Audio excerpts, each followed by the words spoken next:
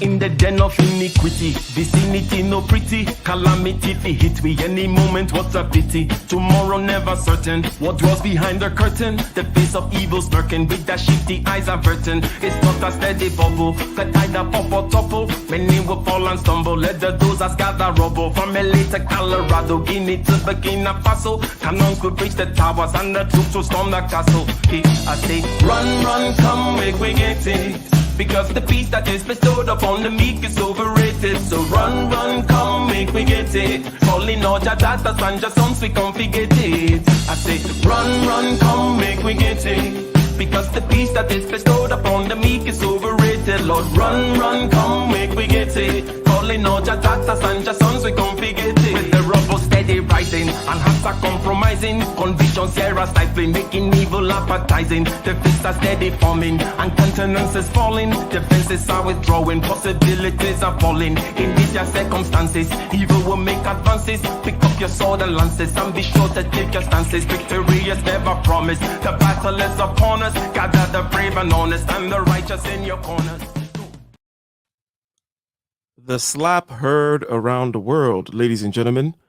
You heard it too. You have heard it in high fidelity sound and also the lo-fi version. Yes, there's a lo-fi version of the slap as well. You've seen it. You've seen stills and videos, slow motions, frame by frame. Ladies and gentlemen, you have seen it. Will Smith slapping Chris Rock in defense of his wife's honor. Now, you've also seen many reactions, and one of the poignant reactions was by Joe Rogan. He was having a conversation with Josh Barnett, okay, the wrestler, and many things were touched upon, including the defending of free speech and a joke that was actually quite context appropriate, right? Defending his, shall we say, occupation. This was workplace violence after all, right? Imagine what you do.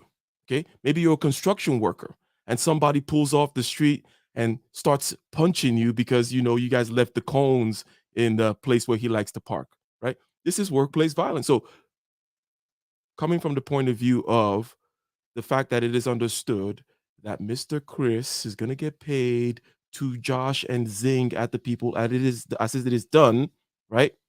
At the Oscars every year. But anyways, ladies and gentlemen, that amongst many other things we're going to be reviewing today.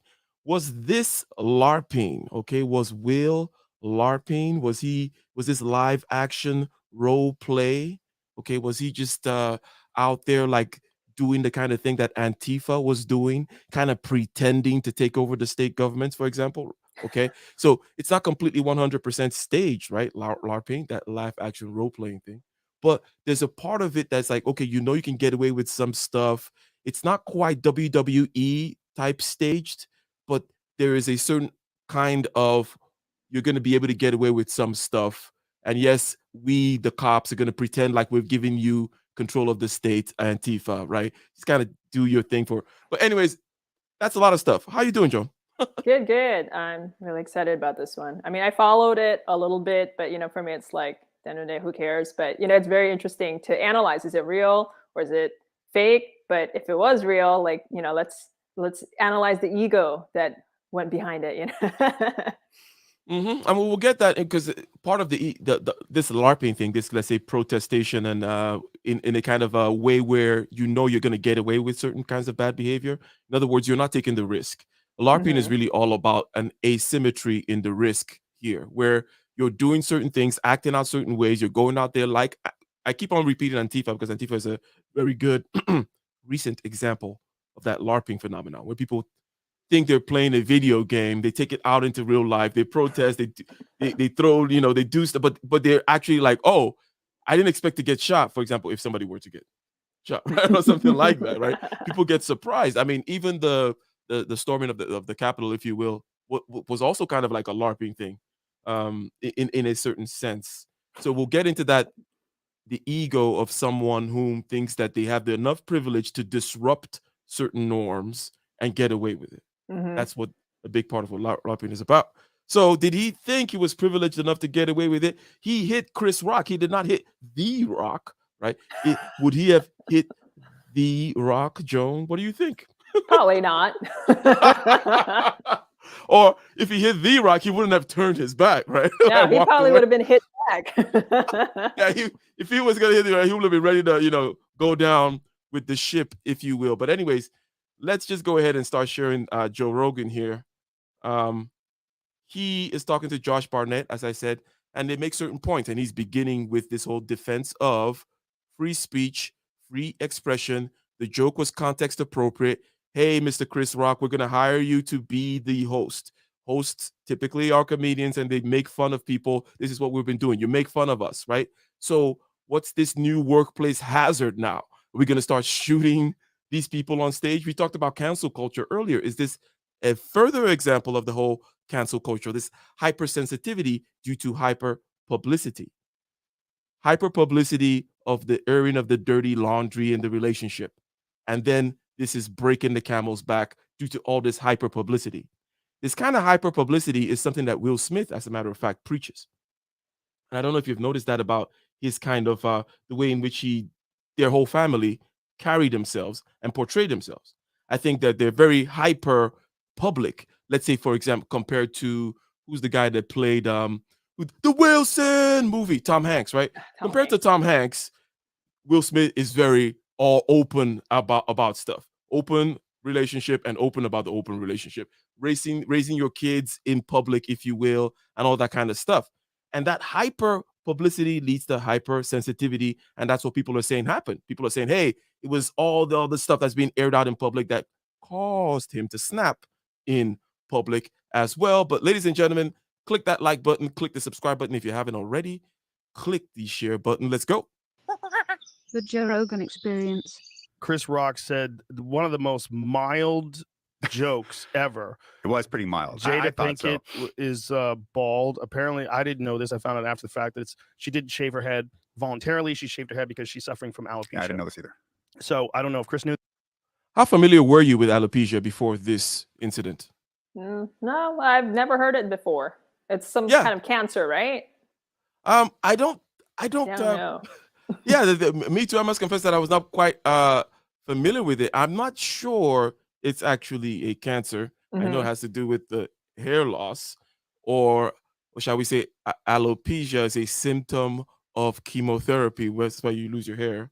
But maybe alopecia is another thing in and of itself. But hey, someone educate us in the chat, okay? And I'm going to be looking over here on the side as well to find out more about this alopecia. The thing that came to mind was like when this whole thing came up, I was like, oh, what's alopecia? You know, like I've heard it before, but now it seems like I should know what it is. Do this. But Chris says a joke around G.I. Jane 2, looking forward to it. Very mild, just laughed and even said, come on, that was nice. And then Will Smith initially laughs, yes, but it looked like Jada was upset. And so Will changes his tune, walks on stage and smacks Chris. Is there a signal that you will give to your man to do the whole defense thing? And what do you think about this whole, just real quick, as we pause at this particular point here? Because it was like, okay, Will laughed, Jada, after all, it was in her defense. Now, what do you expect? What kind of, what does defending your honor look like? Is that something you expect from a man? What is the whole protection? After all, that is an aspect of what a woman wants from a man, is the protection aspect. And you want a man bigger than you, generally speaking, for the same reasons. Well, first of all, he already laughed. So it's like... So I see. So the fact that he laughed means he's gonna get yelled at in the car on the way home. So not only did he make an ass of himself, but she's gonna be like, you laughed. Everyone saw you laugh. So I mean, go ahead. So the fact that he laughed messes up for you, huh? I never thought about it. Go ahead. Let's hear from a woman's perspective. You know, he already laughs. So it's like, what can I expect him to do? You know. All right, fine. You think it's funny? Okay, whatever. But you know, it's like he already laughed. So it's like, okay, then I expect him to like punch him for me. You know, it's come on. Okay. So let's say he didn't. Let's say we wiped his slate clean. No one has laughed yet. No one has done anything yet. What is your idea of what is appropriate in terms of defending? Let's talk about what you expect. Yeah. Like, what do you expect in terms of defense of your quote unquote honor?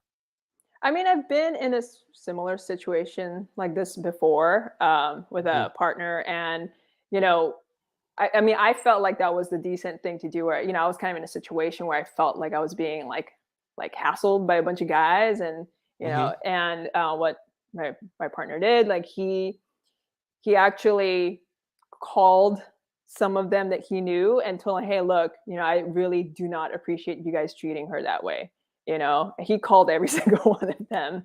And, you know, for me, it's like, you know, rather than punching them in the face, you know, like, cause he wasn't there, but, you know, it's like he had a conversation. So I guess, I don't know. I mean, I think, you know, a decent reaction would have been like, you know, pulling the guy aside and be like, dude, I mean, if this was real, you know, of course, yeah, like, you know, pull him aside after the whole thing and then like, just talk to him, be like, hey, you know, I don't appreciate that. And I think to me, that's a decent thing to do.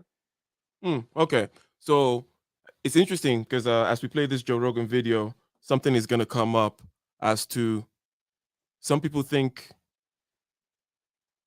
Let me not say it yet. Let me just go ahead and play the video, right? Yeah. But fair use.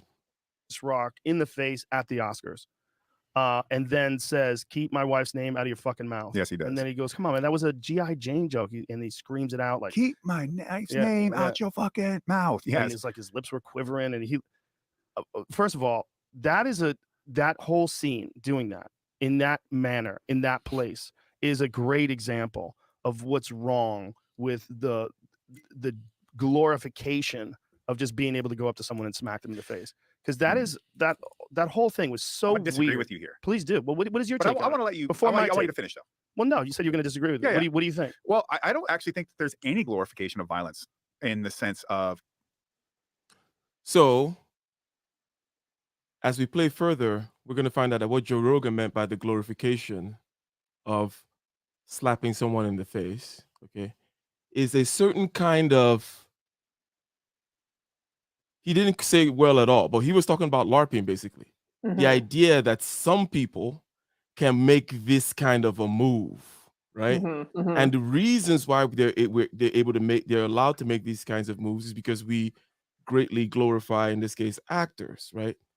You see all these memes, for example, like, oh, this American actor, all over the world. And it's like, these are worldwide memes saying, oh, this actor did this or this actress did that, so therefore you should do it, or therefore your husband should do it too, or whatever it may be.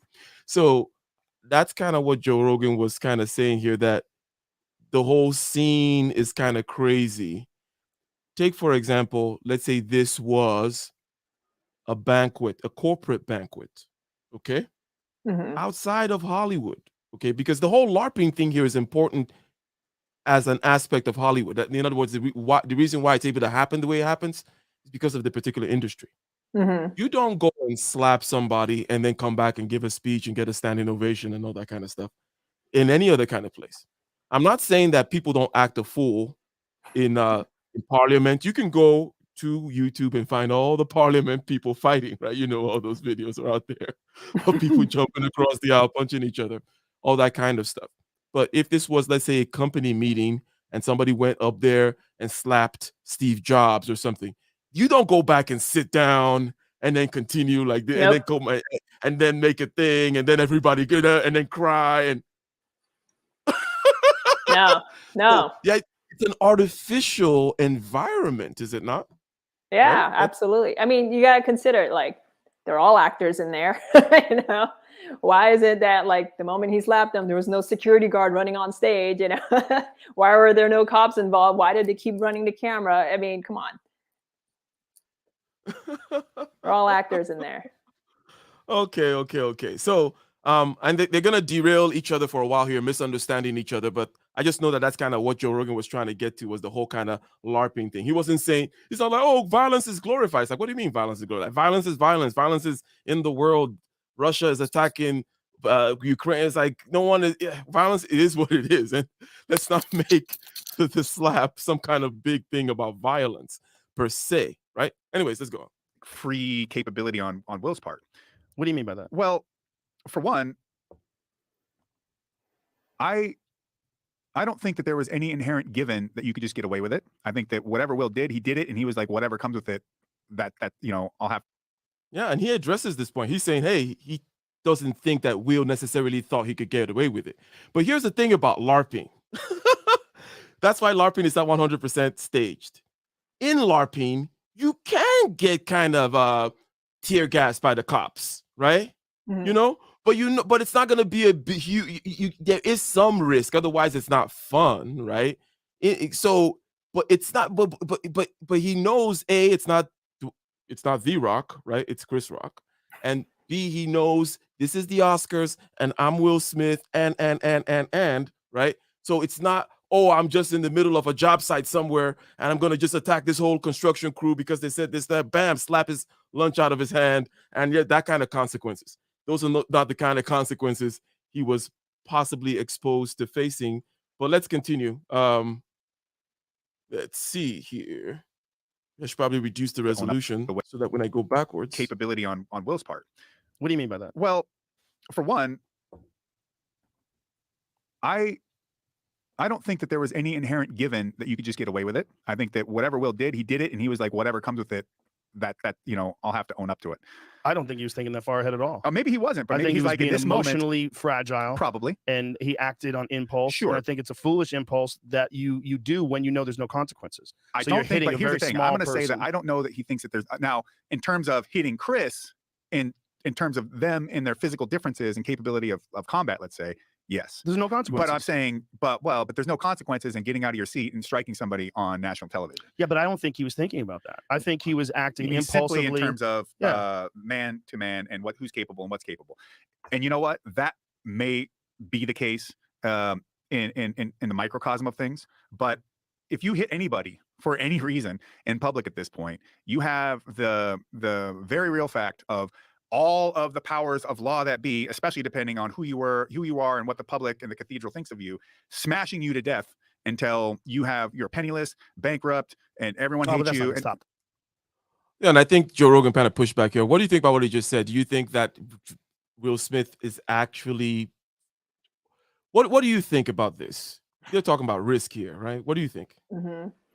I think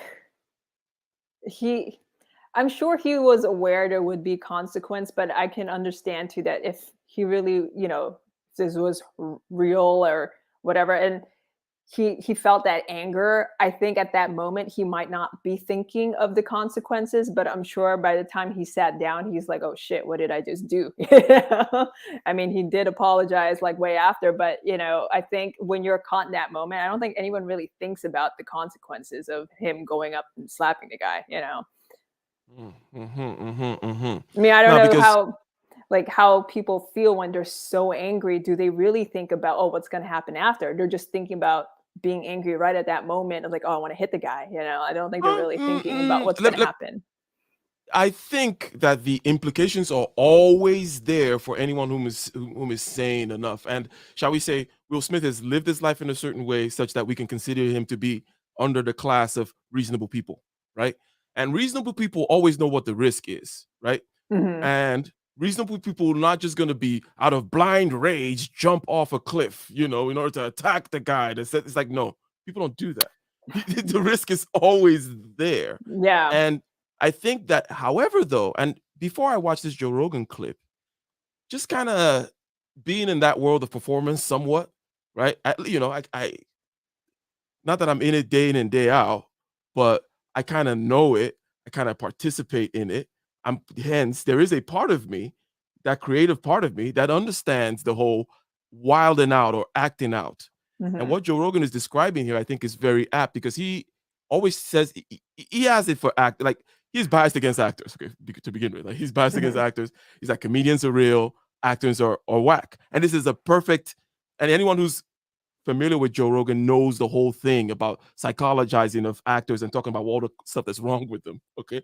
And it's a perfect standoff. Now, this actor goes and attacks one of my guys, right? And it's because of this crazy actor thing that they do. They think they can get away with stuff and it's all acting, blah, blah, blah, blah, blah. That's what Joe Rogan is saying. And I thought about it too. I was like, you know what? To answer your question, there is a certain level of rage that you can then turn around to be like, you know what? This would be a great show if I did this, okay? And then you kind of, the rage, you then start believing the BS. It's almost like I'm going to take my gloves off and challenge him to a duel right here in front of the Senate, right? But even though in this case, there is no real duel that's going to happen, but the reasons why you would do it at the Senate right there in front of everybody is the same kind of reasons why he did this, where, okay, maybe Jada rolled her eyes and like, oh crap, not this again, that kind of thing, and the defense, and he has been feeling a certain way again because of hyper exposure, right? Hyper-publicity, which, by the way, is something he preaches, which I think he is getting bitten by. He is getting bitten by the philosophy of hyper-publicity. And then he says, I'm going to turn this into some kind of creative opportunity to act out, right? And then how? Perfect venue. Tuxedos and boom, looks like a movie. I turn around, I fix my suit, I sit down, I yell, I come back, I cry, I get an award.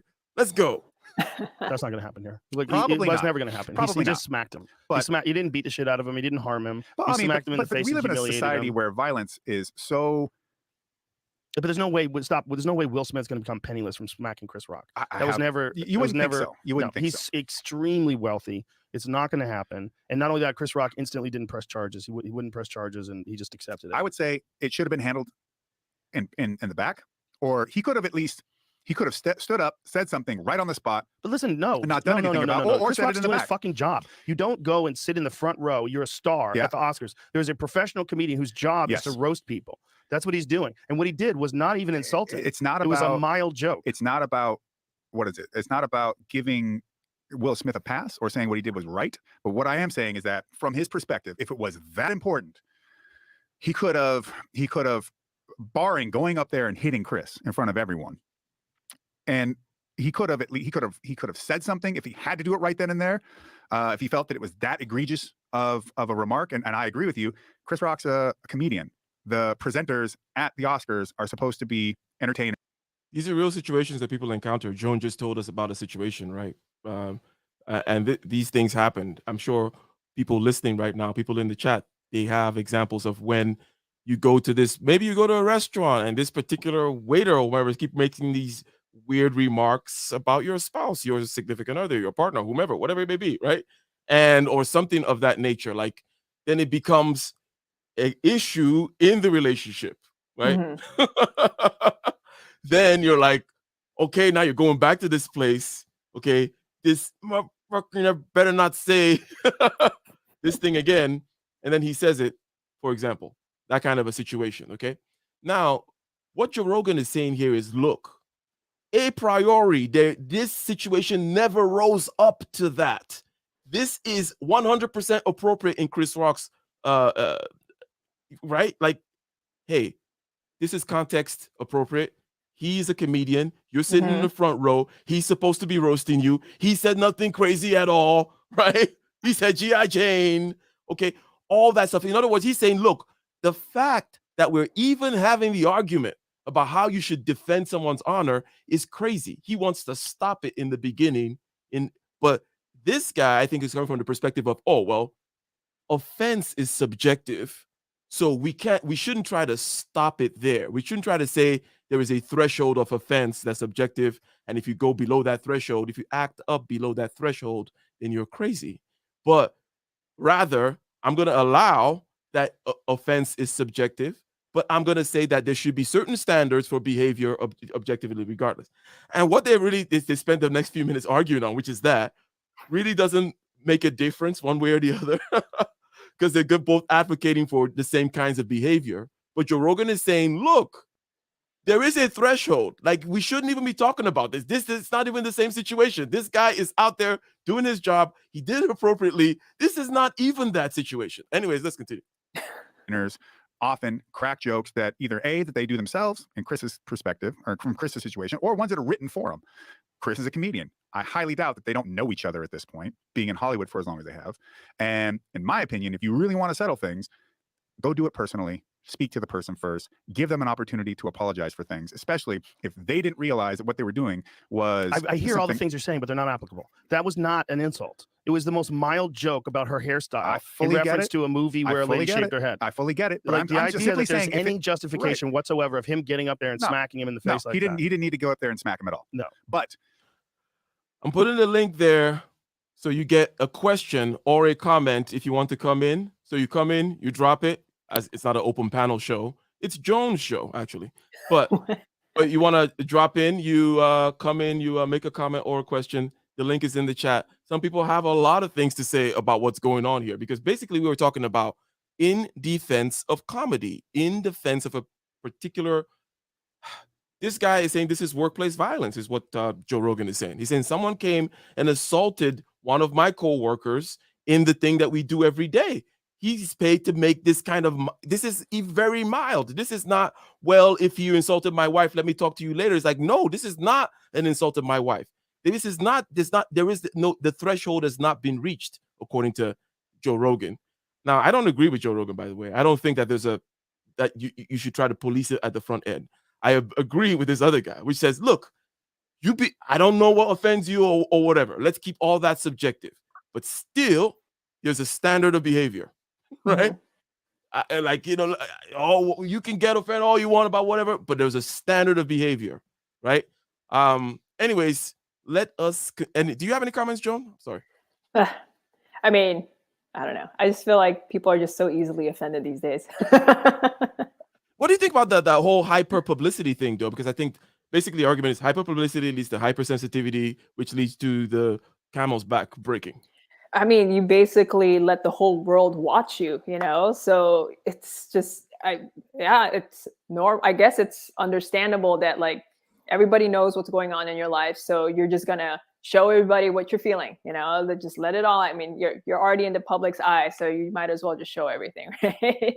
I mean, I don't really follow a lot of celebrity stuff, but there was enough of it in my face on like social media or online that it's, from what I understand, there's a lot of things, problems that he had in his marriage already and blah, blah, blah. And, it's just like, he's already to the point where he's so insecure in his relationship with her that everybody knows it too. Everybody knows what's going on with them. And so now he has this moment in the spotlight to make things right. So he's going to go punch Chris Rock. Okay, ladies and gentlemen. And again, if you have a particular point, and many points are being made, I see A. Hill here saying comedy is an elite entertainment, plenty of grooming, right? So therefore, there's longevity if you're favored, right? So if you're the favorite kid, Hollywood is generally that way, right? That whole business is that way. If you're the favorite kid, then you get this stuff, you get away with things, and hence the whole LARPing thing. My main argument in this thing, ladies and gentlemen, again, is that this is an example of live action role playing. It's not exactly WWE, which is called kayfabe. I don't know why they call that kayfabe, but whatever. WWE is where we all, stage something. We all know it's fake, but then when we come in, we all agree to kind of treat it as though it's real, right?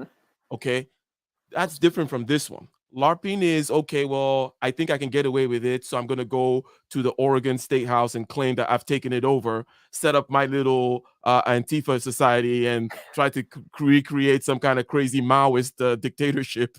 That's LARPing, And that is what Mr. Joe Rogan is accusing this dude of saying here. But the conversation is quite dense with misunderstanding and trying to make little tiny points.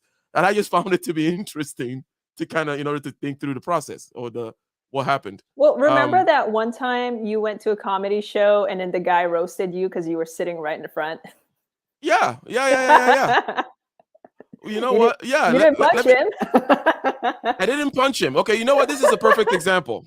There are two ways to deal with when comedian makes fun of you. One way is the way Will Smith dealt with it, and we'll play. I think I'll be able to play the other one, okay? For those of you who have not seen it, I'll play the other one, okay? Regardless of what you and I think of how important or what the weight of what Chris said was, just removing us out of the equation. If it's really that important to Jada, and therefore then becomes important to Will, then he should deal with it on a personal level and have a conversation with Chris before anything. Of course. Because you have to give someone the opportunity, because one, you have to assume potentially that Chris had malicious intent in what he had to say. But how do you have malicious intent in a mild joke? Tell me about it. I'm saying I don't agree that he did. I'm telling you, dude, this is all rational thinking about an irrational act. It's an irrational act. But he was emotionally fragile and he acted on impulse in a staggeringly stupid way. I'll tell you something. Somebody, a good dude who I know didn't mean any harm, was kind of, playfully, verbally sparring with my girlfriend. And it made her really uncomfortable and she didn't really like it. And so the next time we run into him and my girlfriend's like, and this is typical when in certain personalities, and this is, okay, let's make a meta comment here about personalities, right? That what we're seeing here, what I described, when one person is saying, okay, it's subjective. It's always subjective. You never quite know. You can't say it right, dancing around that area. And someone else is making another point, but they're not quite seeing that, hey, we can resolve it because we're looking for the same behavior. Or we can see that, okay, it doesn't really matter because our differences in these points doesn't make our overall moral overview of the subject change. But sometimes because of people's emphasis, some people are emphasizing some particular argumentation or point of view or logic or whatever it may be, then these things happen. So, well, before we continue, sir, do you have a question, a comment, a concern, an elaboration, elucidation, explanation of what we are talking about? The slap that's heard all over the world. The slap that landed in March but began in August. Go ahead.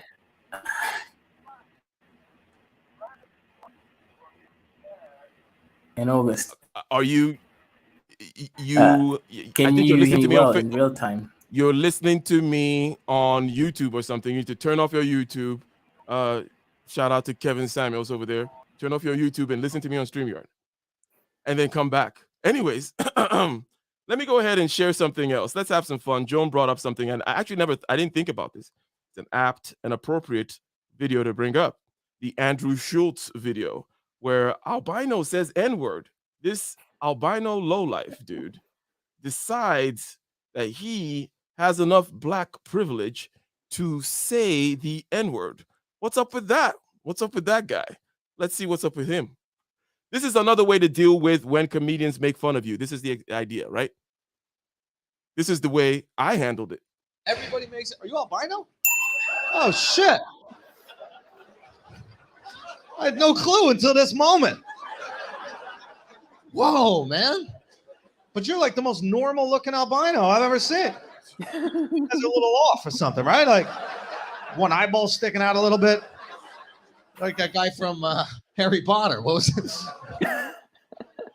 You're like a handsome fucking albino, man. How long do you guys live? Wait, are you here to look after him? Guys, just sit next to me. If I start doing some albino shit, just do what y'all do, okay? And by that, I mean call a fucking doctor, because y'all can't do shit. But do you guys have the same lifespan? I mean that... I actually don't know. I haven't looked into the data. What is the data on albino lifespans? How long do we live or not live? I don't even think there's enough of a population. I think the albino population is so tiny, so minuscule. So it's such a, like, we don't exist. You don't know. You haven't looked into that at all? Guys? I don't know. I'm not sure. Maybe they could live forever. I don't really know. I never really spoken to an albino for this long. Are you sure you're albino, bro? 100%. What is your, like, are you white or black? You're black? Oh, shit, bro. It's when it got excited.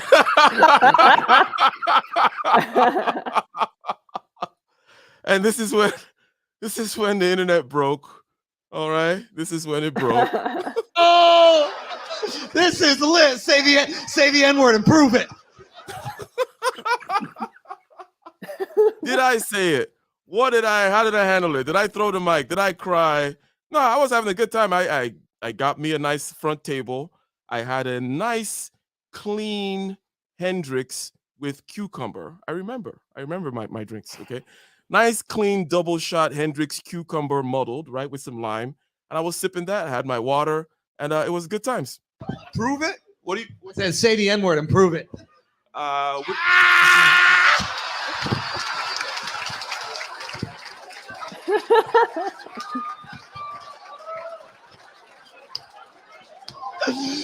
Bro, that's hilarious, because this Mexican right next to you said the N-word 1,000 times in his life. Like, come on, bro, say that shit. You got it. What they gonna say? That's funny. So do you feel uncomfortable saying the N-word because people don't notice that you're black? What? Jesus Christ, bro. Okay, now, some of you may have noticed, or let me explain what I was doing there. Like, I was playing along, right? Rather than just say, I added context. I was like, hey, which version of the N-word you want me to say, right? Because there's different levels to this stuff, right? There's different, anyways. And then I said the hard R, And then things got a little bit more and more exciting from there. Point being, there are ways to take the joke. Maybe he could have stood up, walked on stage, and had this kind of one-liner thing. Maybe he could have done at most a Kanye West with Taylor Swift, right? Remember when, Kanye West seemed crazy? Now Kanye West looks like a very nice guy, because remember he said, hey, Taylor, I'll let you finish. I know I'm glad you won, but blah, blah, blah, blah, blah, blah, blah, blah. And then he ran off. And we thought, oh my God, right? So, he could have done a Kanye West, whatever. But anyways, we're having a good time with Andrew Schultz over here in the comedy. I forget which club this is actually, but Just that you're black. What? Jesus Christ, bro. that R, that Woo! That got heavy, dude. That one was heavy, right? I know you're black, but you seem very Caucasian when you said that. Bro, the way he hit that R right there, dude. There's a little whip sound at the end of that R, right? That was a good line right there, because I mean that's some imagination, because you imagine the guy says the word and then while he's whipping, you know how it is, Joan, right? Jesus. Oh, what a fascinating life you must have, dude. Oh, does You he look show like the Leslie part with the Allen your Vince. license? Oh, my life. Oh, we want to do a full literally, I mean, no one has been doxxed. I mean, it's full doxing. I mean, even if when I play it or not, this freaking video has like 2 million views or something, so it's out there, right? But ladies and gentlemen, well, let's see, let's put it at 1.5 and let's have him run through it.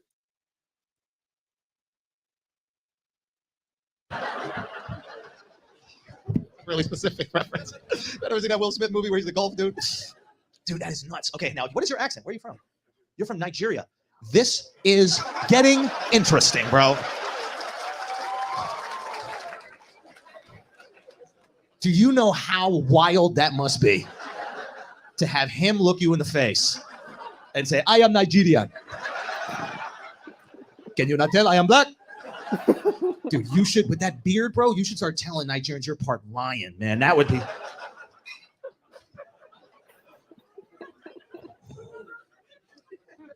What's your name? And if you say Mufasa, I'll walk right off this stage right now. Ike. How disappointing is that still? When they named you, they didn't know you were going to be albino, bro. I believe you. You're about to show the ID. I believe you. Oh, let me... Mufasa. David. All right, you guys go White check one it just out. in case, bro. Just say you David, Ikbong. Bro, Guys, go David, check it's it so out. good. It's so good. I love it. Yeah, me and him You had the shouldn't whole tell your show. girlfriend, bro. You should wait till she has a kid. Just marry some Asian chick and wait for the kid to come out black as fuck. Just black as fuck. That's not allowed amongst you people, right, Joan? Oh yeah, You can't can't be be having black darkening babies. the family line. That's No, like a moral yeah. sin. Yeah, Like, you know, the idea is to continually lighten the family line. improve the race. Improve the race with white blood. She's just giving birth. The head pops out. She's like, it's not done yet. Put it back. It's medium rare. All right. So that's how you enjoy a comedy show, right? That's one possible way. That's one example. Okay. I didn't go getting all crazy, spilling my drink, walking out, acting a fool. No, I added to it. I say, hey, which kind of word do you want to hear? Which version? I say, hey, I'll play the game you'll want to play. We'll play along and whatnot. Anyways, so meanwhile, let us continue, Joan, unless you had any comments. You're the one that told us to bring up that video. But No, what was I your mean point, Joan? that was really like, it's either you let yourself look like a fool in front of everyone and you let your ego take over and you punch someone, or you play along. And then there's like, was it that Ricky Gervais one when he roasted everybody about being, do you remember that one? Ricky Gervais roasted everyone about being yeah, I remember. And Yeah. that one, like no one was just everyone was just stumped. Nobody knew what to say. Mhm. Yeah, so but anyways, it's that is one way to take the comedy. Anyways, let's continue with these two here getting in a tizzy about certain facts which are quite unimportant to the whole context. Move to 1.5. But I think that this whole idea of, and this is where he's coming in now, okay? Because if I may remind us what we're talking about here is there is the defense of the spouse aspect, okay? You have acknowledged that, hey, we're not crazy. Women expect this kind of a thing. And as a matter of fact, men want to protect. Now, this is a human transaction. That means it is complicated. In other words, this is not some kind of slave that you have or some other, men also don't want to be treated as attack dogs. I'm not your attack dog. I'm not trying to die, okay, at 31 years old in a parking lot because you had a stupid argument over a cart with a woman, right? We don't want to do that either, right? You get the point. But there's a dynamic that is there that is in the question. There's also this other LARPing dynamic, this dynamic of, hey, I've been hyper exposed to the media. Now I'm hypersensitive. And I'm going to, because I know I can get away with certain kinds of things, I'm going to live action role play, go over there like James Bond, boom, turn around, fix my tuxedo, sit down, make a speech, cry later, bada boom, bada bing. Okay. As a matter of fact, I did not know the Oscars were that day until I heard somebody in some chat in YouTube saying, oh, somebody just slapped somebody. I didn't even know the Oscars were going on. Okay. So, hey, from this perspective, from the perspective of publicity of the Oscars, I guess it worked out, right? So to that point, we're getting back to the spouse thing. That's what he's going to get into right now. Okay. Which is, what do you do then? How do you handle these situations? He's going to describe a situation. Joan gave us a situation earlier. He's going to describe a situation for himself now too. I hope he doesn't, come up and say XYZ again. I'm like, I don't think that's going to happen. And he does. And I'm like, okay. So I pull him to the side. And I'm like, hey, look, I know you don't mean anything by it, but XYZ. And we just have a simple conversation. And the guy's just like, yeah, I don't that's want to rational. but that's a rational response to two human beings having some sort of a dispute. But to assume people have malicious intent, especially in that position, I think is an erroneous way of approaching it. So I don't think it had anything to do with that. I think what he was doing was so you don't think saving face. You think so? He was doing some weird movie thing. It was like he was getting away with it as if he was living in a fictional movie. Like the idea that you think it's smart while wearing a tuxedo to walk onto a stage in front of the world, like literally the world, one of the biggest award shows on earth, if not the biggest, and smack a comedian for the most mild joke, and then sit there quivering, saying, keep my wife's name out of your fucking mouth. And everybody's just going to sit there in the shit that you just took on the table. You just pulled your pants down and took a shit on the dinner table, and they all have to sit there and look at that. That's what it's like. The shit's full of peanuts and corn and everything. It stinks. It's just the whole idea behind it is completely irrational. But what I'm saying is, like, these people live in this fake world of, you're protected by guards, you're driven by limos, you're on the red carpet, like all of it is crazy life. And he's so goddamn famous and so removed from regular discourse and interaction with regular people that he, for whatever reason in his head, acted like he's a character in a movie. Maybe so. And I am not speaking in definites in regards to Will because I don't know the man, never met him.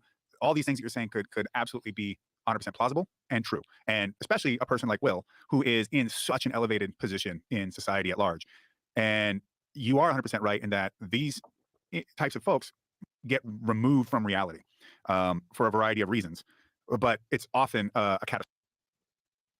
Elevated, living in a movie, elevated, living in a movie, upheld as some kind of a standard, living in a movie. We too kind of live like our lives partly like we're living in a movie. Joan, what do you have to say about an idea such as we need to start looking at the value of opaqueness more? That for some weird reason, we thought that transparency had no negative trade-offs. Generally speaking, politically, we say, transparency. When we talk about people, we talk about transparency and honesty. And here we're seeing the transparency right in front of your face, right? Hyper-publicity, as I'm calling it. And the negative psychological effect it is having on the psyche of somebody. I tend to emphasize one negative aspect of transparency is that it leads to groupthink. If people are watching your shoulders while you're supposed to be making a decision, right? I say, hey, Joan, you and Jada, I don't know why I chose Jada, but you and somebody go make this decision for the company. But we're all watching you. Go. that's not cool, right? But that's transparency. So, but we understand, even in this very simple example, that we do need to then close the door every once in a while for stuff to happen. Stuff doesn't happen if the door is just open. So, am I off base here to say, look, this is a definitely a contributing factor, an important factor also in and of itself, in the sense that we all can learn to close the door more in several aspects of our lives so that stuff can actually happen, I guess. No, that totally makes sense. I mean, as we talked about how he's just, hyper public, hypersensitive. I mean, for him, he just sees like, okay, well, I'm an open book to the whole world, so I'm just going to show everyone everything. But there are, things that I think are more appropriate to do behind closed doors, because nobody needs to know everything that you say or do or how you handle situations. Because I mean, I think we all should have our private moments. We don't need to have live streams of ourselves making out with our partner, and that's a problem with media, social media. Everybody's just like out in the open about everything, but at the same time, like, there's things about themselves that they don't want to show, because again, there's some things where like, that's a private thing, that's a private moment, that's a private situation, the whole world doesn't need to know. But because Will Smith is such a public person, I think he's just at the point where it's just like, I don't care, everybody knows about my life, I'm just gonna go smack this guy. And I think, like what the other guy says, I think the decent thing for him to do is to pull him aside and be like, dude, let's talk about this, instead of acting out his ego in front of everyone and just slapping a guy and then thinking he can get away with it. I mean, it's just it's, for me, it's like, they're all actors, right? So it's like, I think he came in as like, oh, we're all actors anyway, so it's going to be a mystery for everyone to know if this is real or not, but it's good for my image, or it's good for the Oscars or whatever. And I think when it comes to like, transparency, it's good to be transparent when you're dealing with certain things. You're working with a client, you're working with a customer, you're working with your business partner. But when it comes to actually closing the deal or certain dealings, like that should be handled privately, because not everybody needs to know your business. Yes, ladies and gentlemen, I think that this is a key aspect of what is being highlighted here. And this man just went through an experience here, okay, about how he handled it, and he's saying this is the standard, this is how it should be. Joe Rogan is still making the point, though. Maybe I should ask you, Joan, what do you think about Joe Rogan's point that, look, there is no room to even be saying this about this situation? This was not a situation a priori where anybody should have been questioning anyone's intentions and like, oh, is he taking a stab at my wife? This is context appropriate. He is a comedian. This is the job that we're there to do. Like, this is not a, oh, well, if you feel offended, you should have taken it to the side. There was no reason to be even feeling offended. That we can make those judgments, that there is a threshold, right, of offense that we can objectively set, and that this did not reach that threshold at all. Are you partial to that kind of thing? Do you think more that way, or do you think, offense is more just subjective? So I'm not willing to say you should not have been offended. Who knows why you should have been offended? What do you think? I see both sides, because the thing is, we don't really know, was this real or not? And I think Joe Rogan's more on the side is like, oh, this, like this is all acting anyway. So it's like, why are you getting offended? Like, he's a comedian. What do you expect? So I understand that point of view. Whereas the other guy, I think he's perceiving as like, oh, this is a real live thing. Like he was really emotionally butthurt in front of everybody. So I think the decent thing for him is set him aside. Like, I get that too. I agree with that. I think with Joe Rogan, he just, I think he thinks like, oh, he did not need to take it personally. It's Chris Rock. He's a comedian. What do you expect? Catastrophic process to the person and how they approach the world. But here's what happened right afterwards. He won the Academy Award and then goes up and does a speech. The whole thing was so bizarre, and it made me think, like, how many other human beings could be in a similar situation and pull that off? Not many. Like if a man walked on stage and smacked a woman, that would not fly. Would not fly. Not fly. If a woman walked on stage and smacked another woman, I don't even think it would fly. Probably not. Probably not. But also, man smacking a woman, we already, like, I feel like it's even an ingrained thing. Like, you don't fucking do that. I think Number two, women smacking women all the women are going to look back and be like, women don't solve their issues with violence. You're supposed to, tear them down in other ways. And like women, when women start feuding with one another and one of them finally says, that's it, and they go to violence, it's almost as if they lost completely. Like all the other women are like, you broke. Sorry, you're out. Well, I don't know. I mean, Just there's simply because plenty women of just world star hip hop videos of women beating the fuck out of each other. You can find a lot of videos online of women in Walmart parking lots pulling each other's hair. Yes, there are exceptions. I will agree. I will agree. But I just think in terms of society standards, I don't think they would have accepted it the same way. No. It's like it was a rare instance where someone is so enormously famous and successful like Will Smith that they literally still allowed him to not just win the Academy Award, but also go up and accept it and give a speech after he. What if, okay, Wanda Sykes, what if Amy Schumer was making a joke and Will Smith got up there, walked down to Amy Schumer and smacked her right up that snout of hers? How do you think the reaction would have been different? Yeah, the security guards would have been all over. Security guards would have been all over. Okay, A. Hill, welcome. You got a comment, question, concern. What is your thought here? Do you see Joe Rogan's point as to, defending his comedian brothers out there in the workplace from workplace violence? Before, people were getting canceled. Now they're getting slapped. Next thing, we can get shocked. People showing up with, bows and arrows to comedy shows, waiting for the joke that offends them. And hey, that's just the price that you pay. What are your thoughts? Yeah, I don't think they're equivalent. I don't think that this scenario being the ultimate actors institution where people get together every year and act hokey in ways that is so internal that nobody finds it funny and they don't even watch the show anymore. I just don't think there's an equivalent between that reaction, real or not, and the way that it's being seen as representational of real life and real people and a bad influence and this and that. Although I think it may be a bad influence, I don't think whatever the intention was, I think it was very internal. I don't think it had anything to do with what would happen on the outside. Yeah, so you're very much taking the context of this whole WWE. When my question about is this LARPing, you're like, oh, not is it only LARPing? Okay, it's LARPing within WWE, within Guerrilla Theater, and it's the second act of this other thing that's going on. Exactly. Exactly.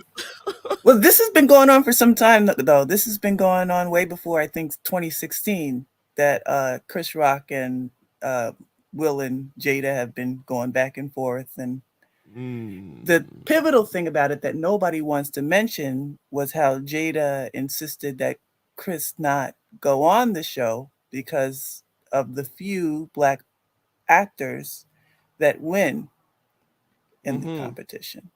Well, I guess the Oscar's so black, right? This time around, like remember Oscar's so white.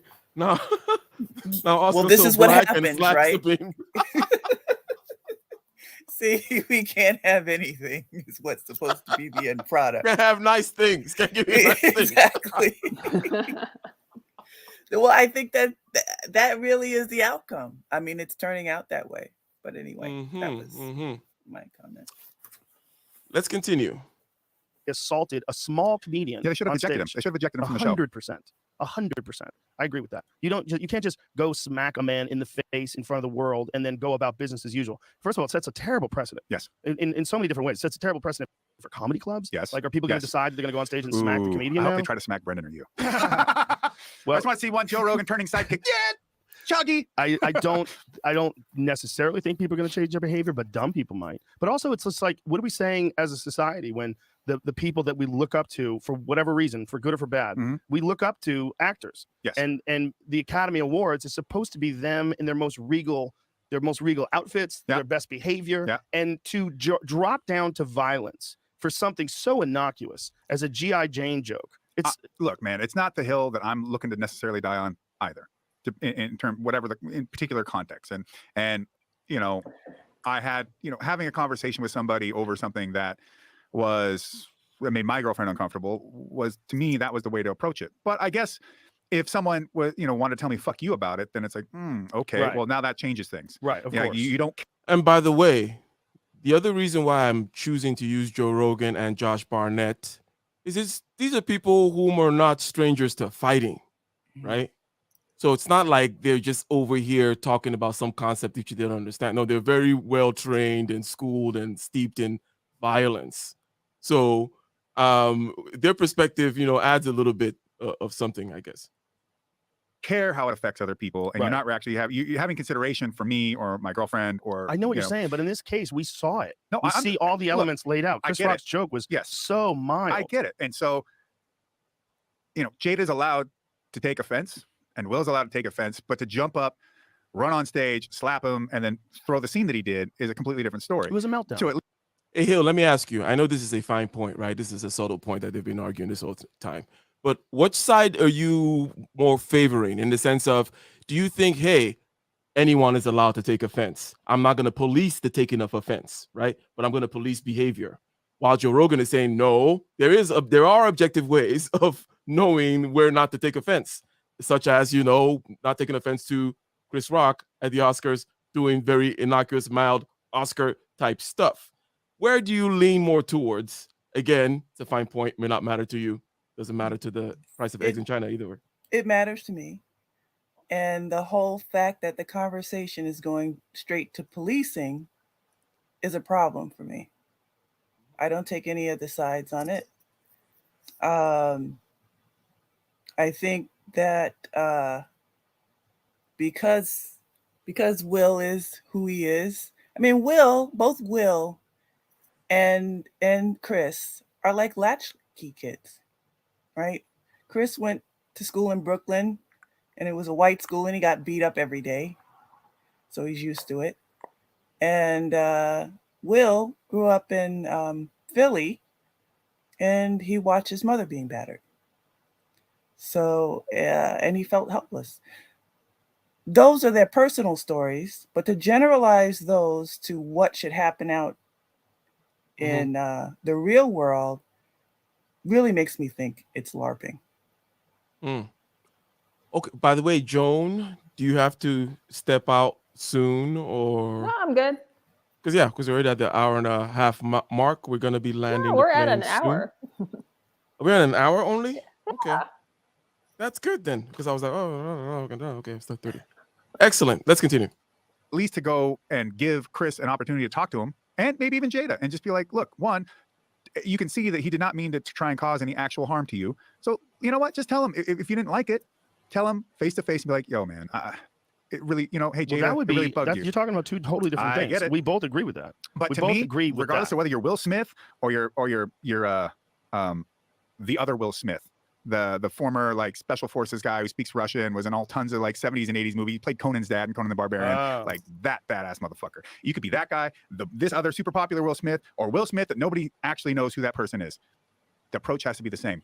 There is no exception for you if you played Ali, or if you played Conan's dad, or if nobody's seen you play anything, even with yourself. Well, I think what we're looking at also is the culmination of a long period of like emotional distress. Like that family's been public about all their issues, and there's a conversation that they had to have, like the two of them together, about infidelity or about open relationships, and they were openly mocked because of that. But I think there's a certain defensiveness that comes along with that. Well, then when you've been out in the public getting mocked.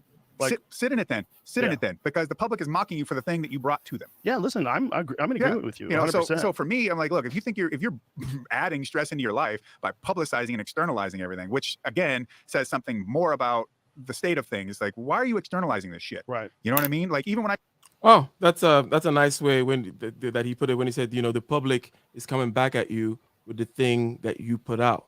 Now I was just kind of just generally conceptualizing that. Okay, well, hyper-publicity leads to hypersensitivity, but in a certain sense, it's almost like the way he said it is just almost so obvious. Like, well, you don't want to feel hurt about something. Why'd you put it out in the sun in the middle of the storm? You're like, oh, it got dirty. It's like, dude, should have kept it indoors.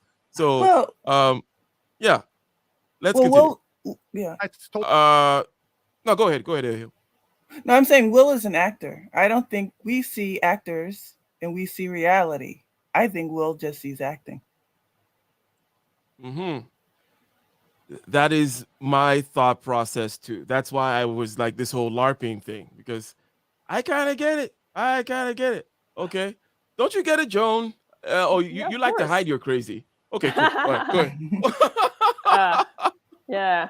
No, I mean, it's, I mean, again, they're a room full of actors. Like, I'm sure they can get away with anything because it's like, oh, that wasn't real. That was just acting. Oh, wait, that could be real, but they're actors. So it's like that thing where it just goes back and forth. Like, what was it really? Yeah.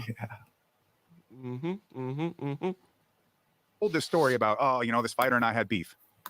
I ain't gonna say his name, Right. because you know what? I'm not trying to create more beef. Right. Because I'm not trying to live my life, even though I'm the war master, in some point of irrational, unnecessary conflict. When conflict comes, if it has to get to that, Yes. But then that's my whole point. It's destroy everything. You're a man of honor and of like deep moral principles and ethics. You have a very rigid way you live your life with discipline. That's my whole point of this. Like, Yes. this is a nonsense You're scene right. where you're allowed to just go smack someone. You're right. Okay.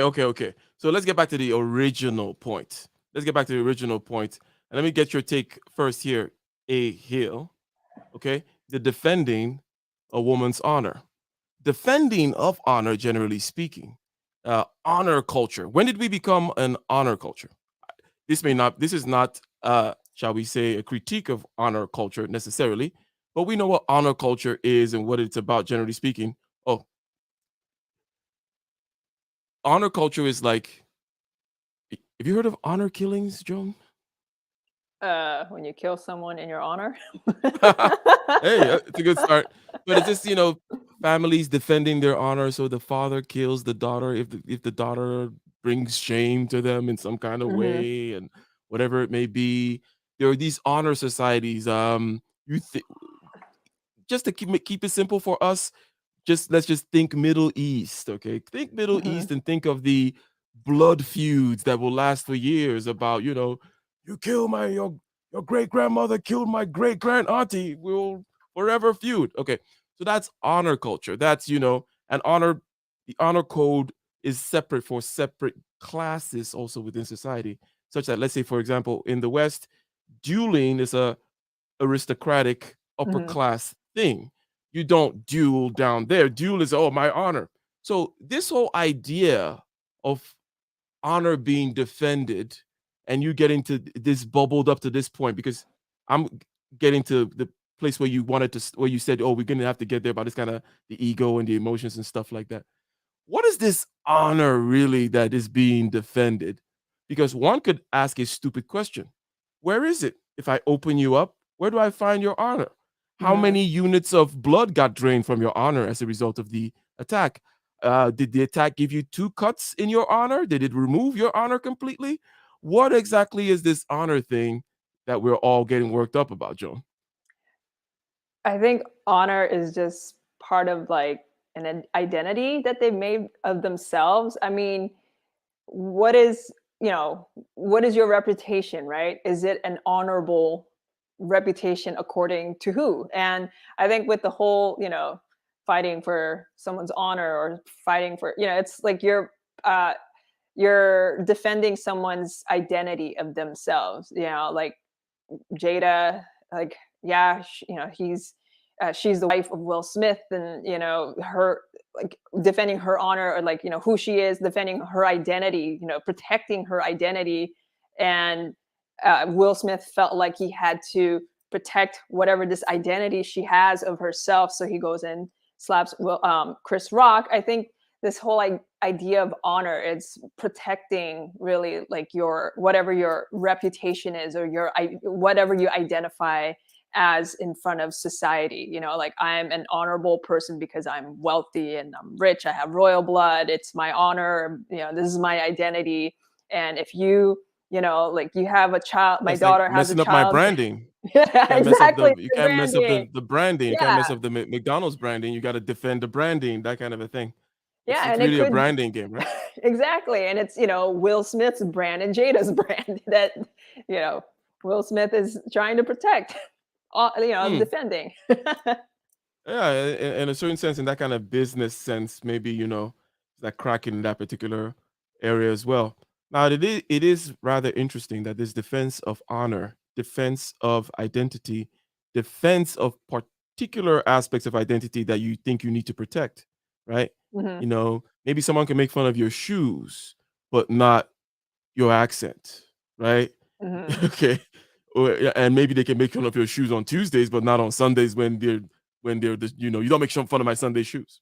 Yeah, when you're We're at kind of church, you don't fluid make with the that. yeah, we're kind of fluid with the places in which we choose to identify ourselves and what's not ourselves. Some people who say, well, my six pack is me, but you know, this other thing over there is not me, or maybe my BMW is me, but my clothes are not me. Anyways, this kind of thing that we do, not to overcomplicate it, but I find that we tend to be more confused about defending other people's honor sometimes, and we are more apt to overreact there. Mhm. You see what I'm saying? Like, for example, that maybe if Will was made fun of, he probably wouldn't do that. Mhm. Would Will stand up, go smack Chris because he made fun of him? I don't think so. Hence, I think we understand also this dynamic, therefore, within the relationships where you don't quite know how much of a burden the other person is, a burden of expectation. Let's put it that way. There's this burden of expectation which needs to be clarified, because sometimes maybe Will was laboring under a heavy burden of expectation from Jada, let's say. Okay. Um, and was it real? Did she actually want him to do that? For what do you think, for example? What do you think she wanted him to do that?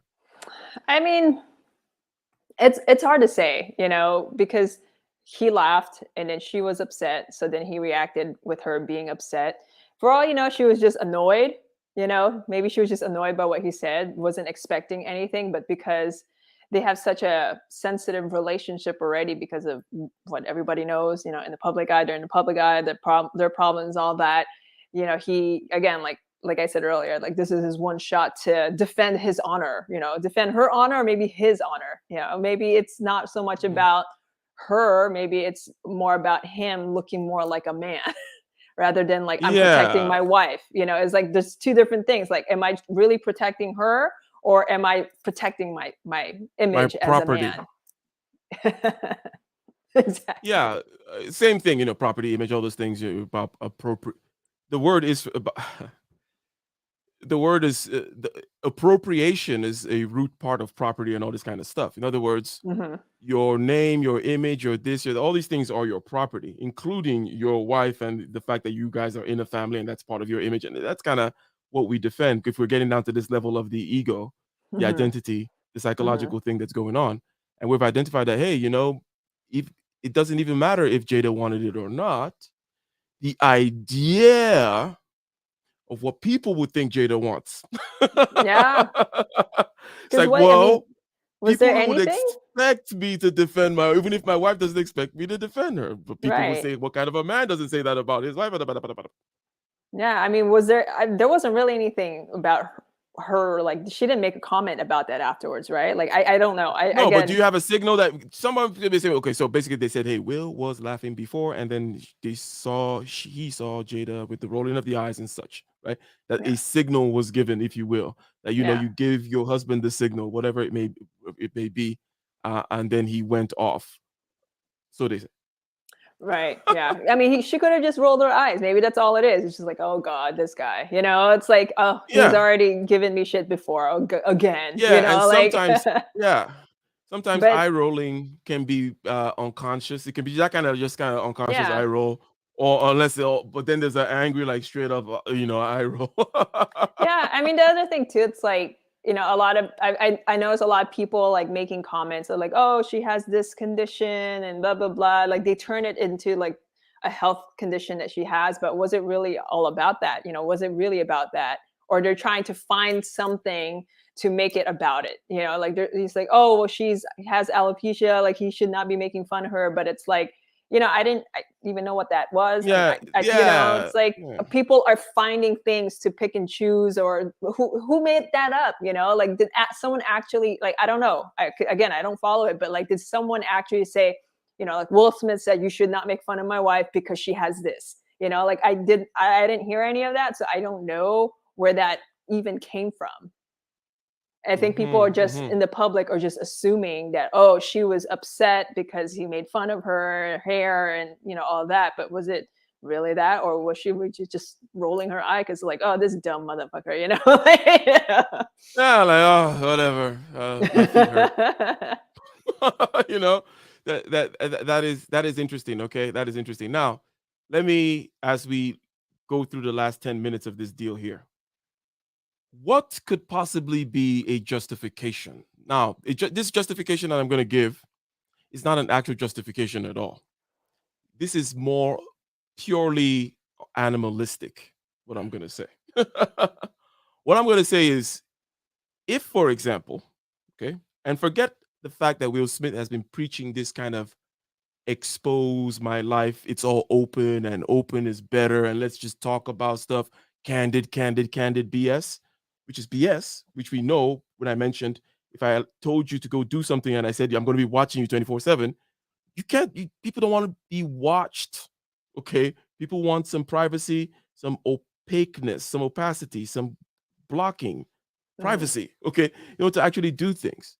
Okay, now the excuse that I'm going to give for Will is this: if you're trying to say, hey, look, I don't play in this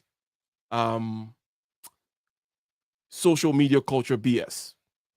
I'm here for my award. Now forget that he's Will Smith and he's been saying the opposite. Okay, what I mean is, why would somebody be justified in this behavior? And it's not really a justification. It's just, as I said, I'm going to build some kind of crazy animal thing here, where if you are really there just for the award and you don't want nobody saying nothing about nothing, and you go out there and you smack the first person that says it and say, nobody better be saying anything about blah, okay, there is a certain kind of, now this is prison logic, okay, obviously, this is the state of nature type talk of like, that's why I said, know.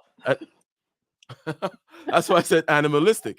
Oh yeah, I've been arrested at least 5 times. But anyways, animalistic, prison logic, state of nature also. Now, but there's also some, I'm making that claim that if you're in a certain kind of a situation and you want to establish a certain kind of order, okay, you're going to do some kind of Genghis Khan type moves. Again, I said it's not a justification. This is animalistic, okay? Then it's justified. But it's not justified in LARPing. It's not justified in picking someone who's smaller than you. It's not justified in being hypersensitive after being hyper-public about your life, right? It's not justified in trying to defend this kind of crazy image, knowing that you're not going to get real consequences, coming out crying, receiving the award, and all that kind of stuff. That's not justified. But if you're here to go conquer the world or establish what's what in this, in this yard, if you will, or in certain kinds of situations where a strong hand, now the slap here is a metaphor. It doesn't have to be a slap, where you need a strong hand in order to be able to say, no, I'm not signing, for example, your diversity and inclusion. I'm not pledging to this particular thing because I don't think it's correct. Or I don't want to sign up for this particular affirmative action thing because it doesn't benefit the people whom is actually meant to benefit anyways, or whatever it may be, right? Sometimes we complain, is my point. And the only time that this kind of a strong stance is taken is when you are willing to draw a line in the sand and make a moral position, which is always best done in the very beginning, right? About things. And that's why Will does not qualify.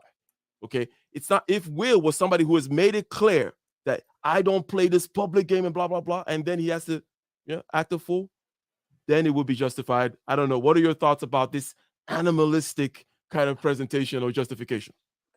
I mean, it makes, I think just, again, I'm probably going to have to watch this video again to understand the way you explain things. But from my first instinct, I mean, in the society we live in today, it's not justified. But if you're thinking about in nature, if he was like a lion and there's another lion, which is Chris Rock, and then there's his, his mate or whatever, I'm sure it would be justified because, animalistically, that is just how they, behave. That's how animals behave. Or like, I don't know, I was watching this documentary on rams. Like I was watching this whole like series of like different animals, like all across like North America. And there was a section on rams where, it's mating season, and there was this ram that really wants this one. I don't know what the female version is called. I don't know. And then there was like the two male rams like fighting each other until they won the heart of the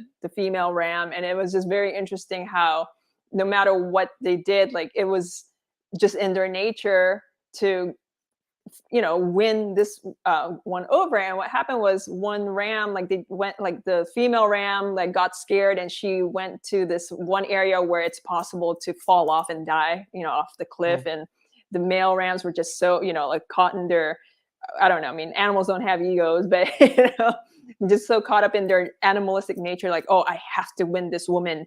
Doesn't matter if one of us falls off this cliff, we're gonna go after her. And of course one of them falls off the cliff, but in that context, that we understand that like this is just the way they work in nature. But in our society as human beings and living in modern society with all kinds of, I don't know, like standards that we're supposed to behave, I mean, of course it's not justified, but I don't know if that makes any sense. That's just the way I understood you. No, makes sense. Hey, you're saying, hey, that hey, we're supposed to be in civilization after all. And I admit that, and I'm saying, hey, and that's why I was saying the slap is also a metaphor, and that sometimes a strong stance needs to be taken about certain standards that you have. However, these things needs to be made right from the beginning. You don't get to dance with the devil, get all the benefits, and then in the middle of the dance, claim that the devil is not going to get dessert. Yeah, whatever dessert means, Joan. So you're saying that like he never had that authority above Chris Rock to begin with. Yeah, it was not like hey, I am a very private person. I don't play all these kinds of games anyways. I'm very serious about my wife Jada. And my wife Jada, you all know her. She is a paragon of righteousness, and this, that, and the other. And how dare you do this, right? In other words, and in order to have that image that I just described, he would have drawn those lines at the very beginning, very clear, right? Yeah. Similar to certain kinds of things that Sean Connery used to do, even though now he's generally considered a sexist. But he had very strong views about lines that he drew, especially when it came to women, and then over talking. It was like, which many men kind of sympathize with, because there's something to emotional violence that you cannot react to, that you're supposed to just take. That is kind of crazy. But anyways, ladies and gentlemen, we have been talking about defending a woman's honor, but also defending comedy, defending free expression, free speech in a context that was appropriate. The context was Chris Rock was hired as a host, as a comedian, and roasting is what he does. Hence, Will Smith sitting in front of there deciding to LARP, right? Live action role play was not acceptable. And according to Joe Rogan, we should not even be having this conversation. It never rose up to that standard whatsoever.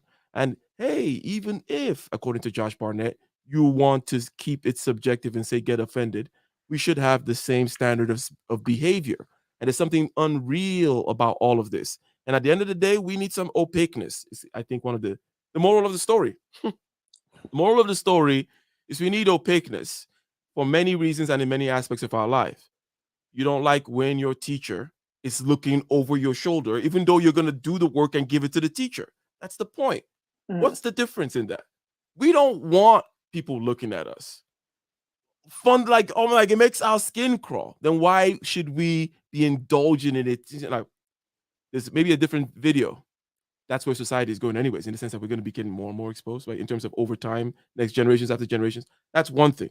But it doesn't mean that you as an individual there's no trade-offs to you, or that you're just going to go down with it, or that it doesn't affect you in a negative way. We do not want people looking over our shoulders. And that is what you saw here. People showing everything. Everyone's looking over their shoulders. And then somebody snaps in public. And as, shall we say, A. Hill said, or Will Smith doesn't even live in reality. But anyways, Joan, anything you want to promote in your channel when you drop in the next video, and or anything else you want to close out with? Yeah. Don't get triggered. Don't get triggered. So, ladies and gentlemen, if you have not subscribed already, go ahead and click that subscribe button. Click the bell button twice. Click the like button. Share the video. go to Joan's channel, click on her subscribe button as well, follow her, learn about minimalism and fancy living in by the fancy coasts in Southern California or Central California, all that kind of stuff. The hip life, the hip urbane, fancy, cosmopolitan, Oh, you whatever live that way else. too. Come on. I don't know what you're talking about. All right, ladies and gentlemen, peace. We are gone.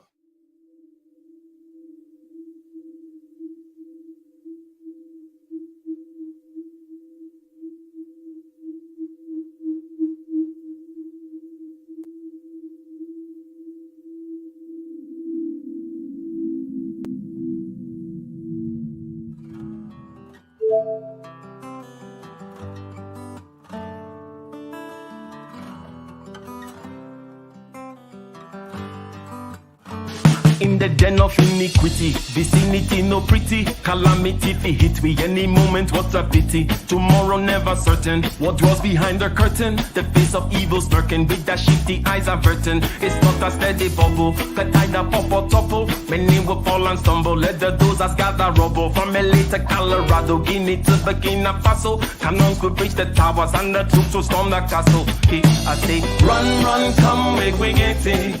Because the peace that is bestowed upon the meek is overrated. So run, come, make we get it. Calling all your daughters and your sons, we come forget it. I say, run, come, make we get it. Because the peace that is bestowed upon the meek is overrated. Lord, run, come, make we get it. Calling all your daughters and your sons, we come forget it. With the rubble steady rising, and hearts are compromising. Convictions here are stifling, making evil appetizing. The fists are steady forming, and countenance is falling. Defenses are withdrawing, possibilities are falling. In these your circumstances, evil will make advances. Pick up your sword and lances, and be sure to take your stances. Victory is never promised, the battle is upon us. Gather the brave and honest, and the righteous in your corners. All right, I must acknowledge the super chat, the last minute super chat dropped by Mr. Awesome, saying, rather ironically, that Andrew Schultz, yes, Andrew Schultz, whom, I had a fancy back and forth with, viral video on TikTok and YouTube, as juxtaposed to Will Smith's bad reaction to comedy. Ike and Andrew Schultz can show you how to handle the roast situation. Okay? But shout out to you. No weapon fashioned against the Son of Creator. No power shall threaten the higher levitator. So rising in the morning, that's my motivator. You can never separate or turn your back on nature. My people, if you're listening, let me ask you one thing. What is the power of your desire and longing? Why do you thirst for power over more and more things? Word them up, word them